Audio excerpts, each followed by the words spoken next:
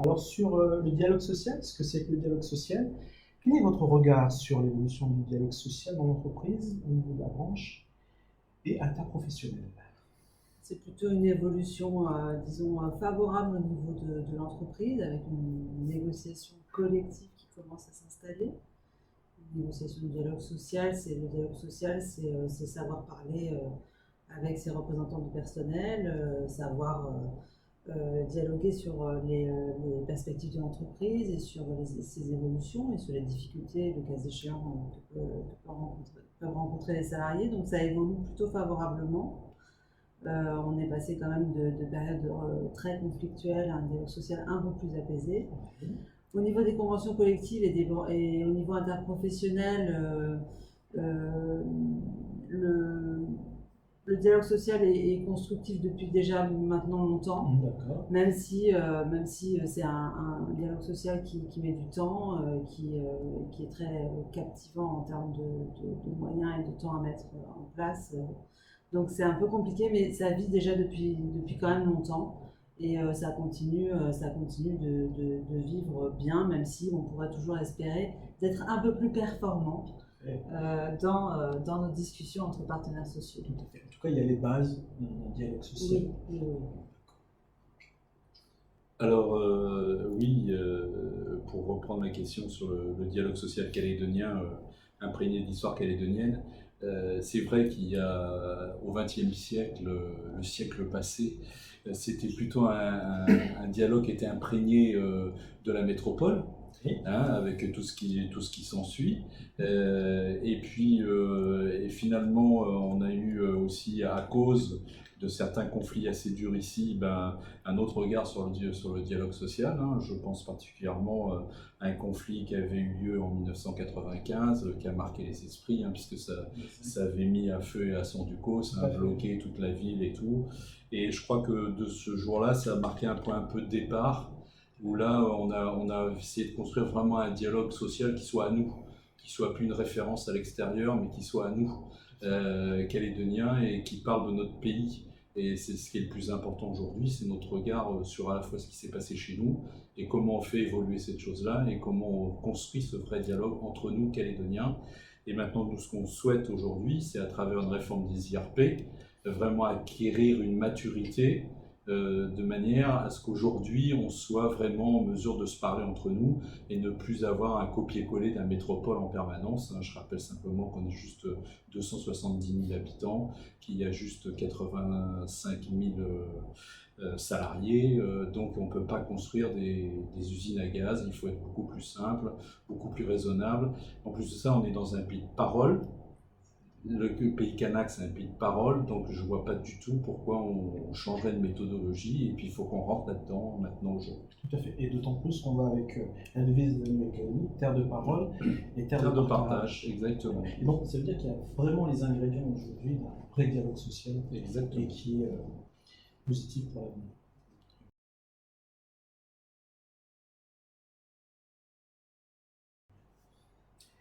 Sur les forces de la négociation collective en Nouvelle-Calédonie, comment pratiquez-vous la négociation collective en entreprise? C'est à moi. Alors, la négociation collective en entreprise, tout dépend là aussi de la maturité des acteurs.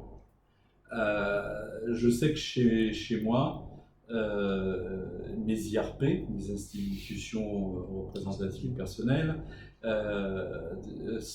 j'estime qu'elles ne sont pas à maturité. Elles n'ont pas pris le virage du XXIe siècle.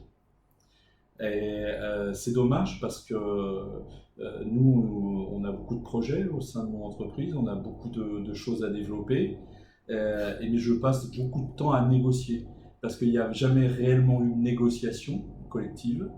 Et aujourd'hui, on est obligé de tout reprendre à zéro, toujours refaire, etc. Donc là, pour aller très vite dans le vif du sujet, j'ai décidé que tout le mois d'avril et tout le mois de mai, qui est une période creuse chez moi, ce serait 2 mois entiers de négociations avec les syndicats représentatifs de mon entreprise, de manière à construire ce dialogue et vraiment à faire une véritable négociation collective sur laquelle on ne reviendra plus, et après on pourra vraiment travailler et construire quelque chose. D'accord. Lorsque vous évoquez la maturité, est-ce que c'est lié, mais j'anticipe déjà, sur la formation de ces de ces acteurs?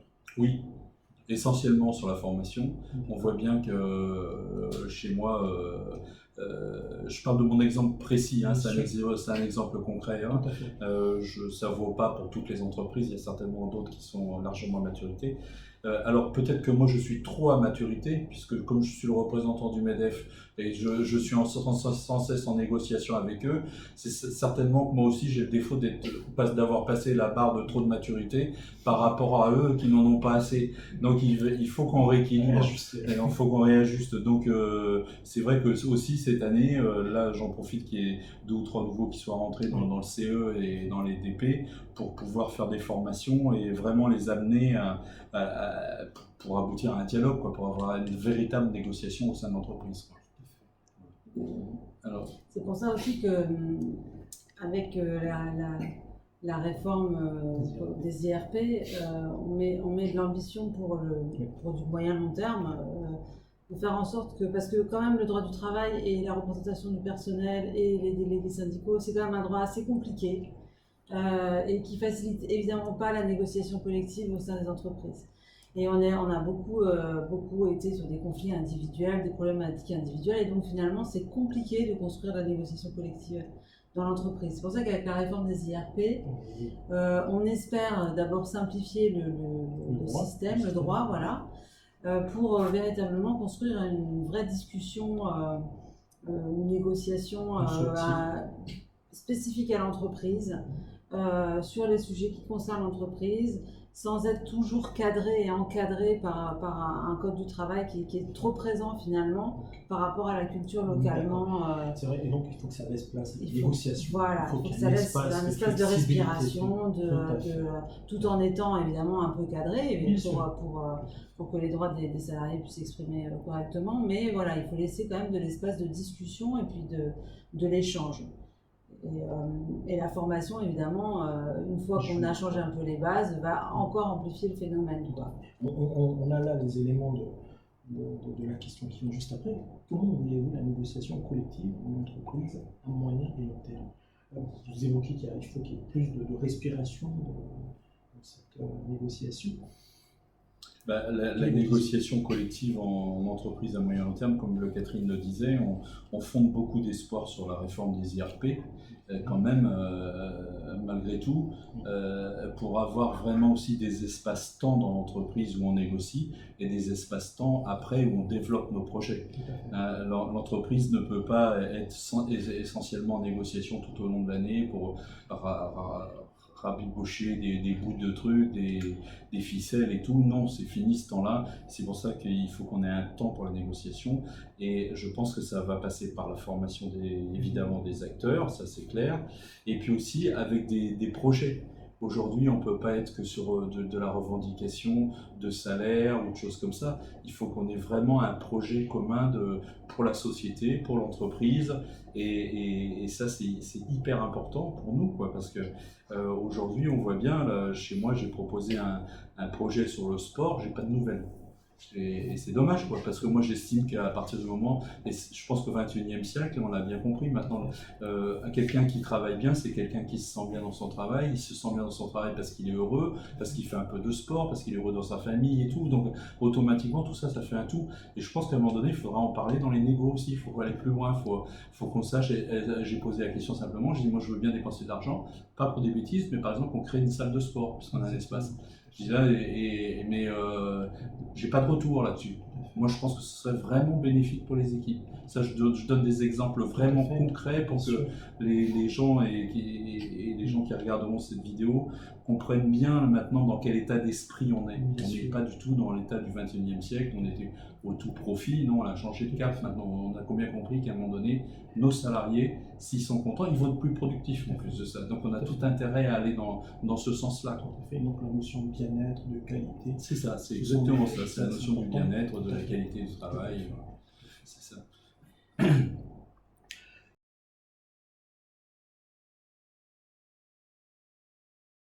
Sur les formations pour les acteurs sociaux, puisque vos réponses aussi interpellent la formation des acteurs sociaux, est-ce que vous pensez aujourd'hui que vos IRP et EDS sont suffisamment outillés pour aller sur le terrain?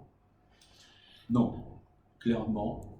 je pense qu'ils ne sont pas assez formés ou qu'ils ne sont pas assez bien formés. Aujourd'hui, on a l'IRS qui fait beaucoup de formations. C'est très très bien. Et ça me semble indispensable que tous nos IRP aillent dans ces formations. Moi, j'en ai beaucoup. Je reprends encore mon cas personnel. Je suis désolé, je parle que de moi. Mais, mon cas personnel, les gens chez moi, ils ne veulent pas aller en formation à l'IRS parce qu'ils ont eu la formation dans leur syndicat. Et moi, je dis non, ça n'a rien à voir. C'est complètement différent. La formation de votre syndicat, c'est probablement une bonne formation, mais qui n'est pas complète. Et il faut que vous ayez l'autre pendant de la formation avec un véritable personne en face de vous qui sera un patron, puisque c'est des formations mixtes. Et à partir de ce moment-là, vous allez vous enrichir au contact de tous ces gens-là, et vous allez apprendre d'autres choses, différentes choses. Vous allez aussi apprendre comment ça se passe dans d'autres entreprises, sans que ce soit la vue de votre syndicat. Donc je pense qu'il y a encore un gros travail là-dessus à faire, et qu'on évoluera très vite après, dès que tous nos gens seront parfaitement bien formés. D'autant plus que ces formations sont des germes aussi à la négociation, au dialogue C'est vrai que c'est très important d'avoir les deux acteurs ensemble, en fait, employeurs et salariés. D'ailleurs, nous, on informe régulièrement nos entreprises, employeurs, pour qu'elles puissent aussi assister à ces formations, parce que finalement, c'est dans une relation, il y a deux camps, il y a deux parties, donc il faut que les deux parties trouvent les moyens de se réunir à un moment donné. Donc les formations de l'IRS, en ce sens, sont vraiment des formations très intéressantes, d'une part pour la connaissance qu'elles apportent en la matière, mais aussi pour le lien qu'elles créent et pour l'idée du lien qui ressort de ces formations-là, et de ce qui ressort effectivement de finalement ce que c'est que le dialogue social à l'intérieur de l'entreprise. Il y a une dernière question sur l'importance que vous donnez à la formation des acteurs, vous avez plus ou moins répondu. J'aurais une question de conclusion et d'ouverture. Simplement votre vision globale du dialogue social dans un pays qui se construit aussi. S'il fallait avoir quelques mots-clés. Le dialogue social aujourd'hui, moi je dirais qu'il en est à son début, on construit. Et il va faire qu'évoluer. On a bien vu la diminution des conflits, ça c'est grâce à la construction de ce dialogue social, et c'est la portée directe du dialogue social. Donc aujourd'hui on a encore des efforts à faire, c'est pour ça que c'est très important la formation des acteurs, c'est pour ça qu'on demande la professionnalisation de tous nos acteurs, en fait c'est ça qu'on demande, et l'intérêt c'est pour aller dans un pays en construction où il faut absolument que ce projet de société émerge, que ce soit un projet économique et social. Et donc les partenaires sociaux sont la base et le socle de ce projet.